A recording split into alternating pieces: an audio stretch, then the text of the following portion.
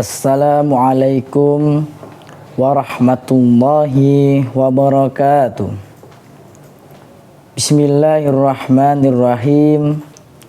Alhamdulillahi rabbil alamin. Wassalatu wassalamu ala asrafil anbiya'i wal mursalin Sayyidina wa maulana Muhammadin wa ala alihi wa sahbihi ajmain, amma ba'du. Teman-temanku semua yang saya hormati, pertama marilah kita panjatkan puji syukur kehadirat Allah Subhanahu wa taala karena atas rahmat dan karunia-Nya saya bisa bertatap muka walaupun dengan HP dalam keadaan sehat walafiat. Shalawat beserta salam marilah kita aturkan kepada Nabi Muhammad SAW yang kita harapkan syafaatnya nanti di yaumul qiyamah. Mudah-mudahan kita dicatat sebagai umatnya. Amin amin ya rabbal alamin. Teman-temanku semua yang menonton atau yang lain, dalam kesempatan yang indah ini saya akan menyampaikan tausiah dengan tema pentingnya menjaga sholat 5 waktu. Sholat 5 waktu mungkin menjadi kewajiban, bukan mungkin, tapi sudah wajib untuk dilaksanakan, untuk dilakukan oleh setiap umat Islam yang ada di seluruh dunia. Bahkan bab sholat ini banyak yang mengatakan bahwa sholat itu jangan ditinggalkan. Memang betul, karena amalan yang pertama kali dihisab adalah sholat.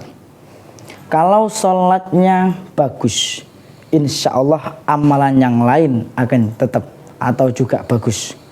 Karena kuncinya adalah sholat. Kalau sholatnya tidak bagus ataupun bolong-bolong, ya mungkin amalan yang lain juga ikut bolong-bolong. Nah, sholat itu kan termasuk tiangnya agama, kepalanya agama. Kalau kiai saya mengatakan sholat itu kepalanya agama. Jadi apabila orang tidak mengerjakan sholat, berarti dia tidak punya kepala. Nah, kalau orang sudah tidak punya kepala, apakah pantas dipanggil orang? Kan tidak. Mungkin bisa dipanggil zombie atau mayat hidup. Nah, maka dari itu sholat kepalanya agama. Kalau ditinggalkan, ya jelas tidak punya kepala. Ataupun sholat tiang agama.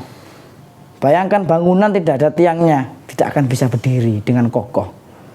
Maka itu istilahnya sholat tiang agama.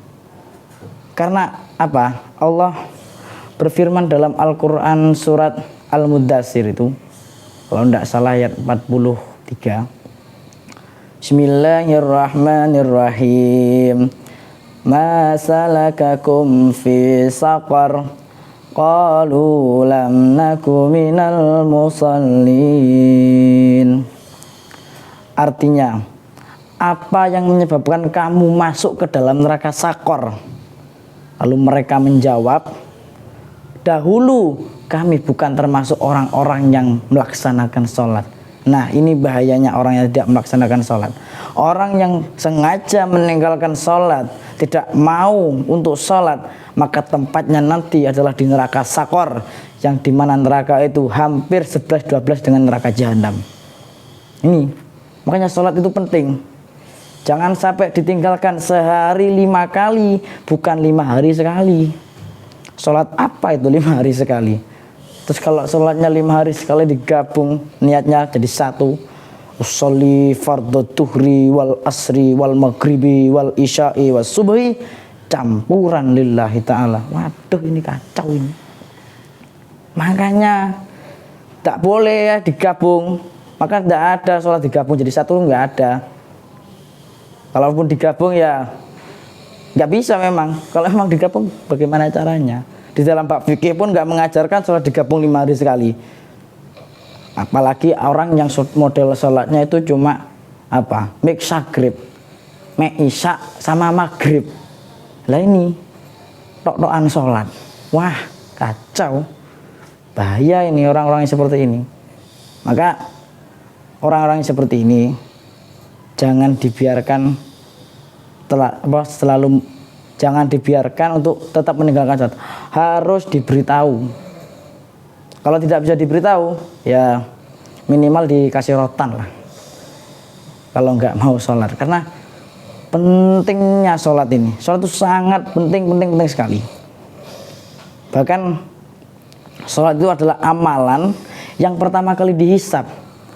Jadi amalan yang pertama kali dihisab itu bukan yang lain. Allah tidak akan mempertanyakan kau di dunia punya apa, kau di dunia ini jadi apa. Enggak, sholatmu yang dipertanyakan. Apalagi kalau enggak sholat bagaimana nanti.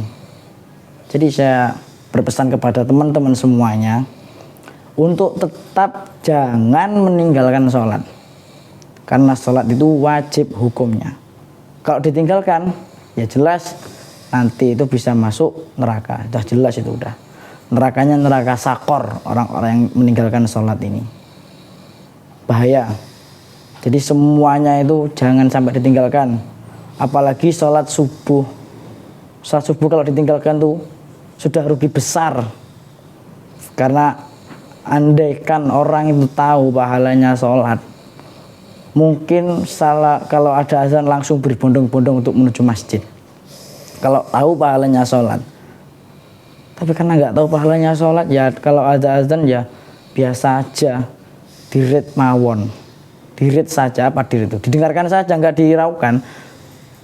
Kalau misalkan ada orang chattingan terus dirit kan marah. Ya ini sama, dipanggil sama Allah, cuma didengarkan doang. Ya Allah juga marah. Jadi itu ibaratkan. Jadi sholat itu sangat penting karena ibadah yang pertama kali muncul tanpa wahyu itu sholat. Orang kita disuruh zakat itu masih ada wahyu turun. Kita disuruh puasa, wahyu turun. Kita disuruh haji, wahyu turun. Tapi karena ini sholat, wahyu tidak boleh turun. Allah langsung mengutus Nabi Muhammad untuk langsung datang ke Sidratul Muntaha. Jadi Nabi Muhammad langsung, karena sholat ini ibadah yang paling penting. Misalkan ada pejabat, terus misalkan Pak Bupati, ada surat dari pusat, dari Jakarta misalkan. Kalau suratnya nggak terlalu penting ya mungkin nggak akan dihadiri. Kalau cuma suratnya nggak terlalu penting, tapi kalau memang sudah penting pasti akan dihadiri. Sama, ibadah sholat ini juga sama. Langsung ditunjuk, langsung disuruh ke Sidratul Muntaha dengan malaikat Jibril waktu itu. Nah ini, jadi ibadah-ibadah yang lain itu pakai wahyu semua. Ya walaupun ada yang tidak pakai wahyu selain sholat juga ada. Cuman yang paling utama itu sholat. Kalau sudah sholat yang paling utama, jadi jangan pernah untuk meninggalkan sholat. Itu pesan saya. Nah, terus apabila kita sholat terus kita sholat tapi kok waktunya beda. Misalkan sholat qadha. Sholat qadha itu sebenarnya itu tidak ada. Sebenarnya. Karena waktunya itu kan sudah hilang, tidak ada. Misalkan gini, ada orang sekolah. Ada anak lah misalkan, anak sekolah, pulangnya jam 12. Pulangnya jam 12, terus dia bangun-bangun jam 11.59. Nah, kira-kira si anak ini tadi wajib berangkat sekolah atau tidak?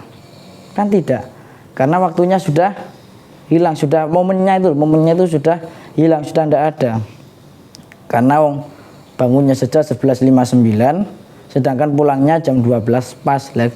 Ini si anak kan nggak mungkin akan sekolah, pasti akan dilanjutkan besok, pasti akan sekolah besok. Sama sebenarnya loh ya, tapi ya karena umumnya itu dipakai sholat qadha jadi nggak apa-apa. Memang ada sholat qadha itu, cuman kalau logika kan begitu, tapi kalau ada ya agar tidak memberatkan yang lain.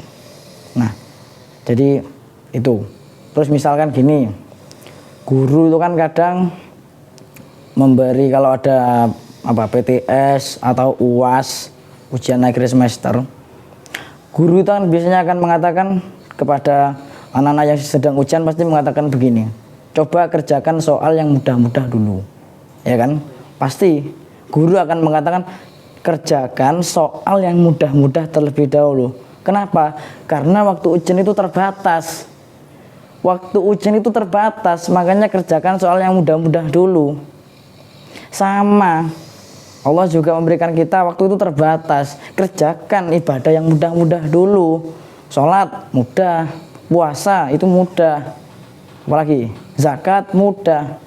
Tapi kalau haji, nah itu yang susah. Makanya yang mudah-mudah dulu dikerjakan. Jangan mikirkan yang ibadah yang berat, terus ibadah yang mudah-mudah itu ditinggalkan. Jangan yang seperti itu. Karena waktu kita di dunia ini terbatas.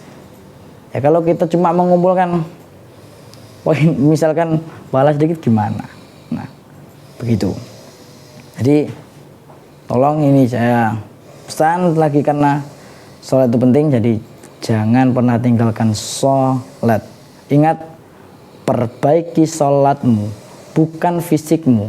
Karena surga membutuhkan amal yang baik, bukan fisik yang menarik. Teman-teman yang saya hormati, mungkin cukup sekian tausiah yang dapat saya sampaikan. Terima kasih atas perhatiannya. Mohon maaf apabila saya mempunyai kesalahan ataupun kealpahan. Akhir kata, wabillahi taufiq wal hidayah. Wassalamualaikum warahmatullahi wabarakatuh.